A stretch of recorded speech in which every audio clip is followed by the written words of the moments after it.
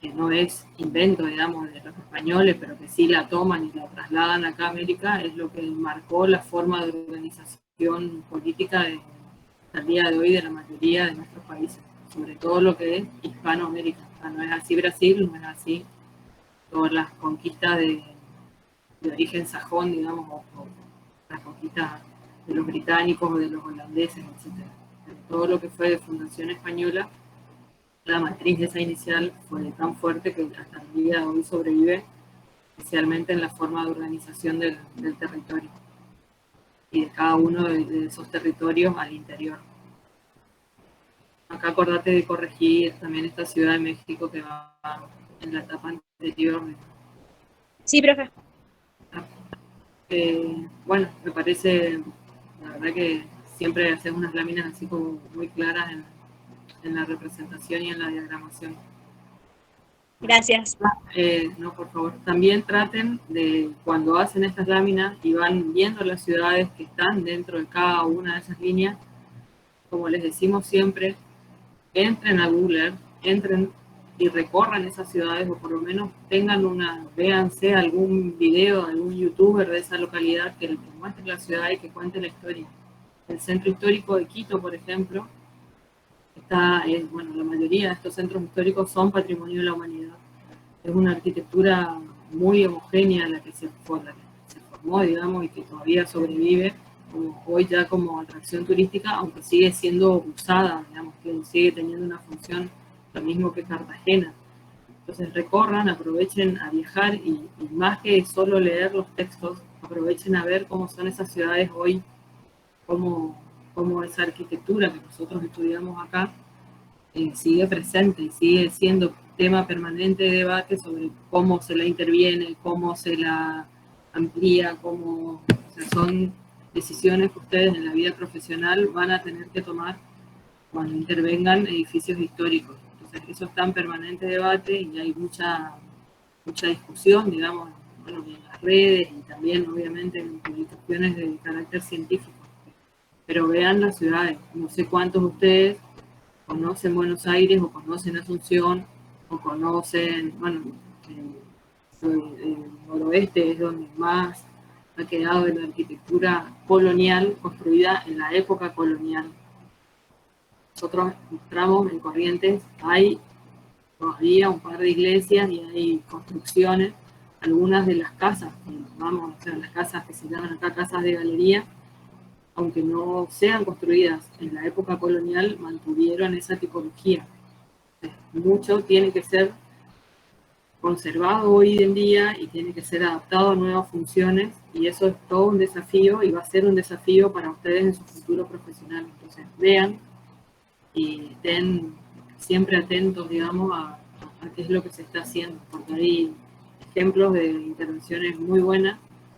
Nosotros la verdad que en esta no les pedimos esto de la arquitectura actual o cómo se han intervenido, era una idea por ahí pedirles cómo se han intervenido en esas ciudades históricas, pero sí les dejamos como la inquietud para que ustedes lo hagan.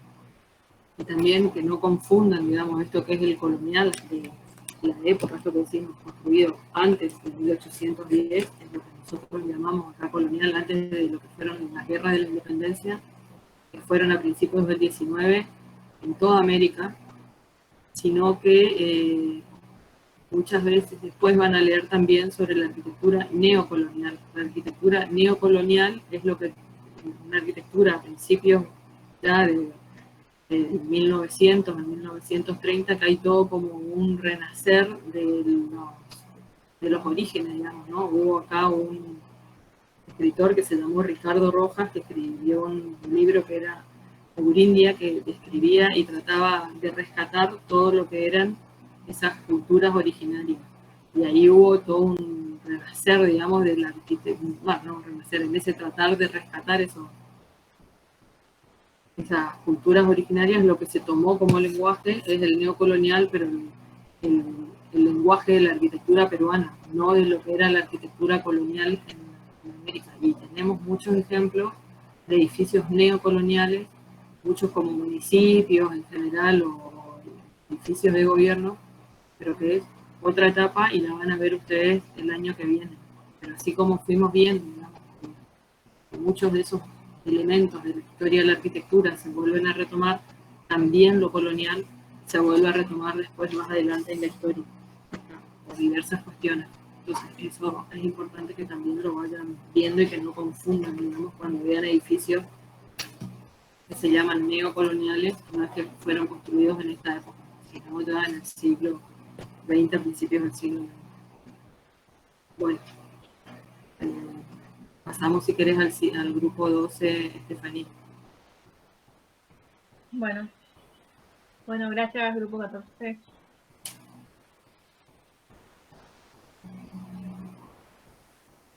Grupo 12, ¿están? Hola, profe. Hola, buenas tardes. Bueno, tengo solamente yo presentes como a Santoro y a Salinas, no sé si están Tucci y Pontón. No, Portón no está y va a tener un inconveniente, no se va a poder conectar a la clase, nos avisó, y Fiamma creo que también, no, ella por lo menos no nos dijo nada esta vez. Bueno, Yama es uno de los casos de muchas inasistencias, digamos. Sí, ella estaba, creo que le había mandado un mail por su situación. Sí, el que les mandó. Pero cuando explicó a Estefanía, le estuve grabando, así que ella ya va a saber ya. Bueno, Bueno, yo lo separé en tres etapas, que serían las tres corrientes. La primera corriente empezó en Santo Domingo en 1492 y luego pasó a Cuba, en La Habana, en 1514. Eso sería la primera corriente, no sé si está bien. el tema es que seguimos con esta confusión de lo que son líneas de conquista. Líneas de conquista se llaman como si fuesen las rutas de ingreso al territorio americano. Y esas son las tres. Esta que viene directo, digamos, al área insular y después pasa a México y después pasa a todo lo que es la línea del oeste, bajando Claro, por tierra. Entonces del Caribe pasaría a México. Eso sería una línea de conquista. Una línea de conquista, o sea, una cosa son las líneas de conquista y otra cosa son las etapas de la conquista. Dentro de la primera línea de conquista tenés estas dos etapas, digamos, la etapa insular y la etapa del continente. Después, la otra línea de conquista es la que hace toda la conquista, digamos, de la zona andina, es la 2, que vos pusiste acá como 3 porque es la tercera etapa, pero es otra línea. O sea, es como que yo te diga, vas por, qué sé yo, la ruta 11 y primero tenés tal y después tenés tal localidad. Es todo el mismo camino con diferentes etapas. Y acá, cuando bajás ya por el Pacífico, tenés otro camino. No es más el mismo camino. Y cuando venís al Río de la Plata, es otro camino que tiene otro montón de ciudades. Las etapas se hicieron como de manera general 4 etapas, pero los caminos por los que vinieron, lo que llamamos líneas de conquista, son 3. Entonces, está mal en que atraviese tipo de Santo Domingo a Perú. Tendría que ir de México a Perú, ¿no?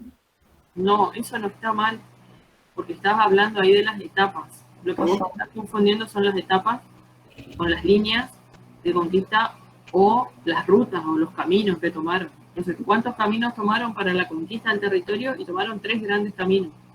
Uno fue esta de la del Caribe, si querés llamarlo, la del este. Otro camino fue el del oeste y otro camino fue la del cono sur o la del Río de la Plata o también del este, pero hacia el sur. Esos fueron los 3 caminos por donde ingresaron de manera general para la conquista del territorio. Después, ahí se dividen diferentes momentos. Primero, dentro de la línea, dentro del camino del este, llegaron a Cuba, llegaron, bueno, a Santo Domingo, Cuba, todo lo que son las islas, y después pasaron a México. Y obviamente que de ahí después pasaron a la del oeste, digamos, pero eso ya se toma como el camino del oeste, como todo lo que vino por el Pacífico. Ok.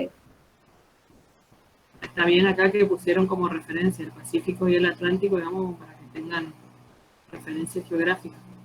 Otra de mis dudas era si tengo que agregar la ciudad de tipo Buenos Aires y México. No sé si esos gráficos están en el video o de dónde los tendría que sacar.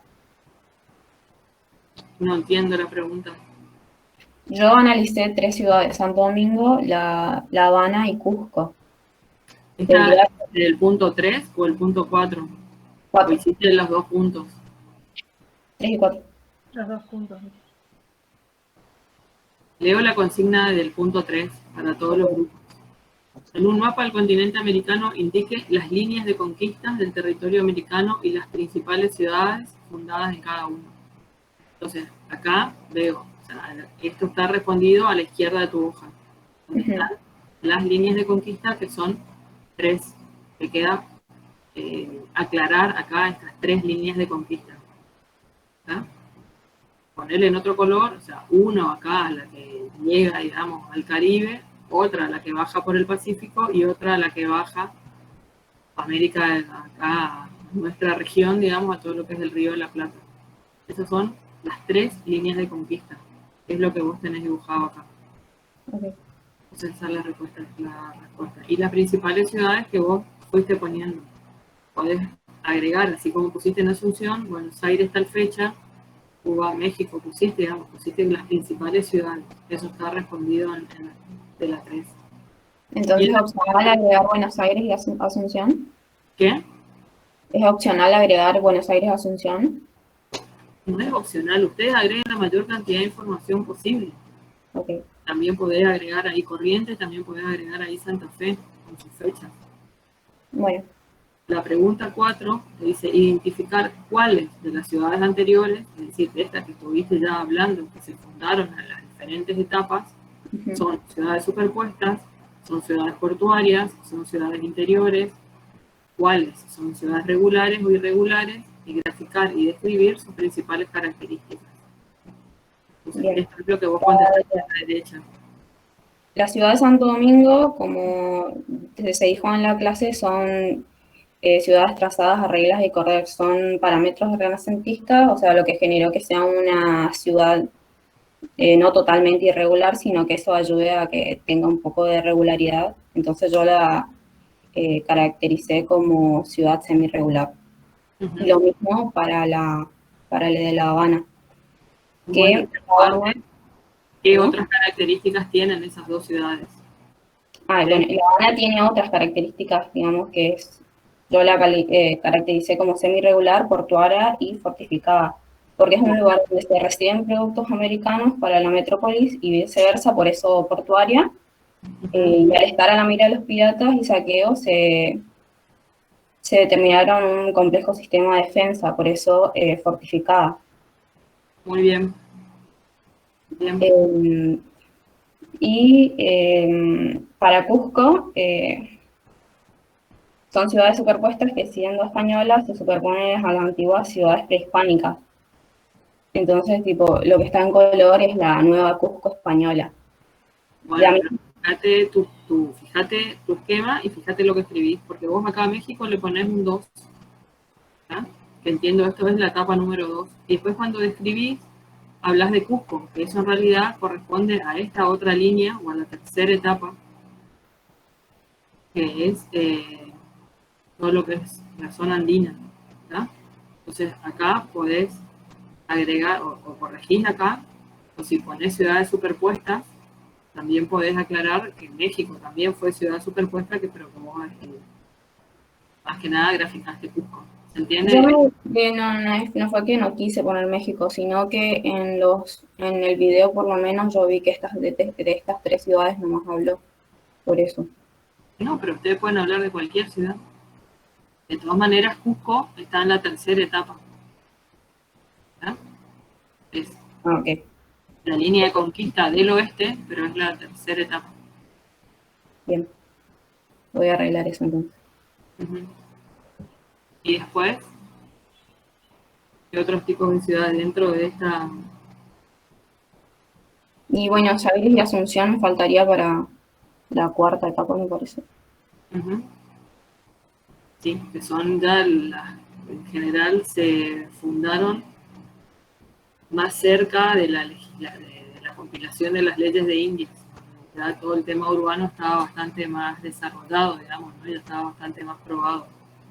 Se habían hecho todas las adaptaciones de esto que llamamos que después se llamaron leyes de Indias, pero que ya eran otras leyes